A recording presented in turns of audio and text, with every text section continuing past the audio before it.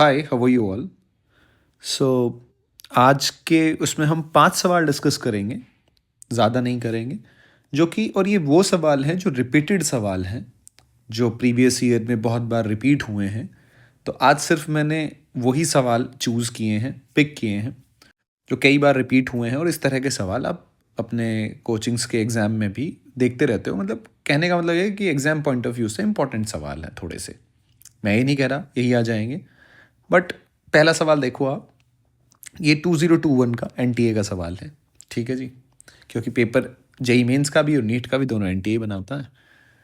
तो जी, अगर आप ध्यान से पढ़ो सवाल को, तो सवाल 2 वायर है, same length same radius are join end to end, यानी कि ऐसे जॉइन कर रखे हैं। चलो जी, ये पता चल गया, बच्चे के दिमाग में आ गई। फिर आगे सवाल कहता है the Young modulus Y for the material, इसके लिए y1, इसके लिए y2।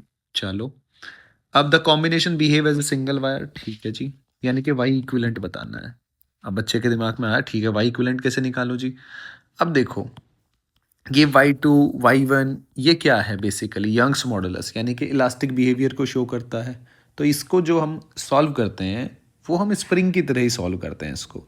तो स्प्रिंग का क्या था, स्प्रिंग का इक्विलेंट हम निकालते हैं जैसे कि कैपेसिटर का होता है।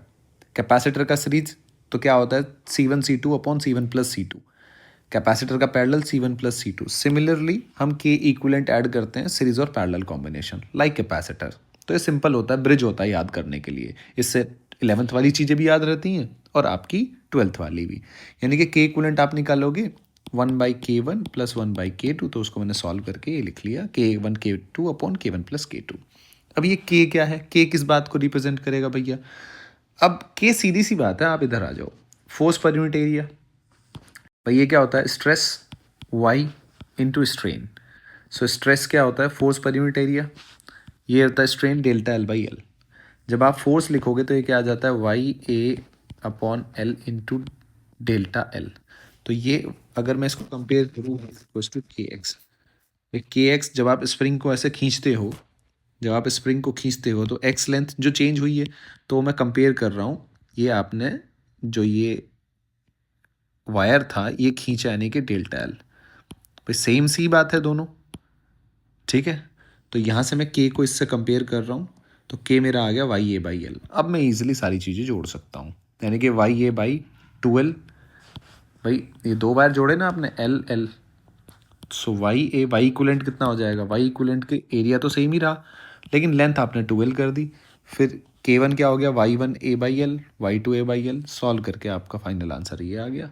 सो वाई इक्विवेलेंट कितना आया बच्चे, डी। मेन इंपॉर्टेंट था कि के के लिए ठीक है, के की तरह से जोड़ना है, लेकिन के आया कैसे, फिर आप कंपेयर कैसे करोगे, तो यहाँ से आप उसको कंपेयर करोगे। आगे देखते हैं जी 30 वाला। अब ये वही है, ये एक वायर है, सवाल बता देता हूँ मैं। ये वायर है, आपने इसको खींचा, पुल किया और छोड़ दिया, तो फ्रीक्वेंसी। अब बच्चे के दिमाग में आता है सर वायर को खींचा, वायर, अरे सीधी सी बात है भाई, वायर को खींचोगे तो इलास्टिक बिहेवियर तो शो करेगा ही नहीं। इलास्टिक बिहेवियर शो करेगा तो ये ऑक्सीलेट करेगा, ऑक्सीलेट करेगा तो वही आपसे पूछा गया है।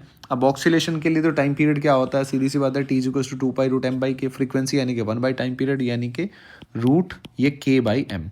अब के कहाँ से निकालोगे, अगेन सेम, कहाँ से आएगा, y ये तुम्हारा के है, ये तुम्हारा के है, ये ΔL जो है ये तो एलोंगेशन हो गया, यानी कि ये तुम्हारा के, यानी कि के क्या होगा, YA/L। पुट कर दिया, सीधा सीधा आपका आंसर आ गया। आगे देखो जी 39 तो एडियाबैटिक एक्सपेंशन है of ideal gas, fractional change in pressure. तो ये थर्मोडायनेमिक्स मिक्सर का क्वेश्चन आ गया, PV गामा = कांस्टेंट। लेकिन इसको कैसे, आप लोग ले लो दोनों साइड। तो जब इसका लोग लोगे तो क्या बनेगा, log A.B, सो log P plus log V⁴ और फिर ये गामा पावर लोग में बाहर आ जाती है, तो ये तो एक्सप्रेशन आ गया निकल के। ये कांस्टेंट को मैंने log K लिख दिया। अब आप डिफरेंशिएट करोगे तो log का डिफरेंशिएशन क्या होता है, 1/P dP by, with respect to T कर लो डिफरेंशिएट, कोई दिक्कत नहीं है। गामा तो कांस्टेंट है, बाहर निकल गया, ये 1/V dV/dt, ये आ गया ना 1/V dV/dt। अब dt को, dt तो कॉमन है तो दोनों तरफ से हटा दो, जीरो हो जाएगा इधर जाके, भाई कॉमन लेके इधर जीरो हो जाएगा, तो इससे कोई मतलब नहीं है, इसको हटा दो। यानी कि ये फाइनली बचा dP/P = माइनस गामा dV/V। यही तो बचा, क्या निकालना था आपको, change in pressure, the fractional change in pressure. आ तो गया फ्रैक्शनल चेंज, यानी कि A will be the correct answer. 40 वाला, ये इस तरह का सवाल 2 से 3 बार रिपीट हो चुका है, तो बड़ा अच्छा सवाल है, ध्यान रखना है। T1 से T2 आप गए, T1 से T2 गए, कोई वायर है, टेंशन पहले T1 थी फिर T2 होगी, तो आपको ओरिजिनल लेंथ पूछ रखी है, ठीक है जी। The length of the metal wire at two different value of tension T1 and T2 is L1 and L2। तो हम क्या जानते हैं, T बाई ए यानी कि ये क्या, stress is equals to modulus of elasticity, और ये क्या हो गया जी, स्ट्रेन। इसको लिख सकते हैं हम डेल्टा एल बाई एल, ये सिंपल हम लिखते हैं। तो पहले वायर के लिए जब T1 है तो उसमें स्ट्रेच यानी कि उसकी फाइनल लेंथ दे रखी है L1, यानी कि डेल्टा एल चेंज कितना हुआ होगा L1, और इनिशियल यानी कि तुम्हारी जो एक्चुअल लेंथ है L0। ऐसे तो लिखोगे भाई, कोई वायर है आपने खींचा इतना, तो अगर मैं एक्चुअल वायर की लेंथ की बात करूं, अगर ये मेरे को इतनी लेंथ दे रखी है L1, तो और ये तुम्हारा इतना है L0, तो भैया ये तुम्हें क्या करना पड़ेगा, ये जो चेंज डेल्टा एल बताएगा, और डेल्टा एल कैसे, L1 माइनस L0 ही तो लिखोगे उसको, तभी तो आएगा ये वाला निकल के पार्ट। आप कह रहे हो हाँ सर। सिमिलरली T1 के लिए लिखा, फिर T2 के लिए लिया, डिफरेंशिएट कह रहा हूँ, दोनों को डिवाइड किया, डिवाइड करके ये बना बच्चे L1 माइनस L0, थोड़ा इसको रीअरेंज किया, और फाइनल आंसर आपका सी विल बी द करेक्ट। ये सवाल कई बार रिपीट हो चुका है, कई बार, तो ध्यान रखना है। फिर इससे अगले वाला सवाल, ये 2013, इस तरह का सवाल आपने कोचिंगों के एग्जाम्स में आप बहुत, क्योंकि इसीलिए दिया जाता है क्योंकि प्रीवियस ईयर रिपीट है, तो इस तरह का सवाल पूछा जाता है। तो इसमें क्या है, कुछ नहीं है, सिंपल लटकाया हुआ है। तो आप ये जो ब्रास वाला वायर है, यहाँ वेट यानी कि 2 mg, इसमें आपको दिख रहा होगा यहाँ स्ट्रेस 2 mg फोर्स की वजह से होगा, स्टील वाले में 3 mg की वजह से होगा, बस यही इसका मेन पॉइंट है। बाकी आपको सब दे रखा है। If the ratio of length radii Young's modulus of steel and brass wire ABC है, यानी कि ABC, ये देख लो मैंने अलग से लिख लिया, Y steel, Y brass, R radius का रेशो, लेंथ का रेशो। फिर again stress is equals to modulus of elasticity into strain, इसको लिख लिया।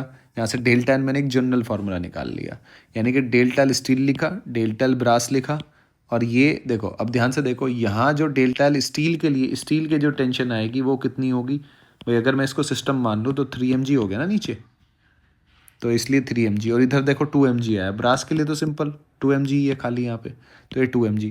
बाकी जब आप डिवाइड करोगे तो ये रेशो निकल के आएगा, ये रेशोज़ आपको ऑलरेडी गिवन है यहाँ पे, जब इनकी वैल्यू आप यहाँ पुट करोगे तो 3a/2b² सी ऑप्शन। मतलब सवाल आसान है, लेकिन बस मेरा कहने का मतलब ये, इस तरह के सवाल मतलब आते रहते हैं और आपको पता भी चल रहा हो। ये तो सबसे बेसिक सवाल है, इसमें कुल मिला के टेंशन निकालनी है। इस तरह का सवाल आपको ध्यान रखना है कि इस तरह के सवाल आते रहते हैं। Sigma will be equals to force upon area. तो टेंशन हम इंटरनल फोर्स, जो स्ट्रेस होता है मैं आपको बता दूं, स्ट्रेस होता है F internal divide by A, और टेंशन भी क्या है तुम्हारा, इंटरनल फोर्स। ठीक है जी, तो इसलिए हम टेंशन निकाल लेते हैं, पर स्ट्रेस के अंदर इंटरनल फोर्स आते हैं। ठीक है, वो थ्योरी में आपको पता ही होगा। तो जी मिलते हैं हम कल के लेक्चर में। आज सवाल मैंने 5 ही रखे हैं, कल हम कोशिश करेंगे, कल 10 से 15 सवाल, थोड़ा हम सैंपल साइज बढ़ाएंगे और उसमें कई बातें हम डिस्कस करेंगे।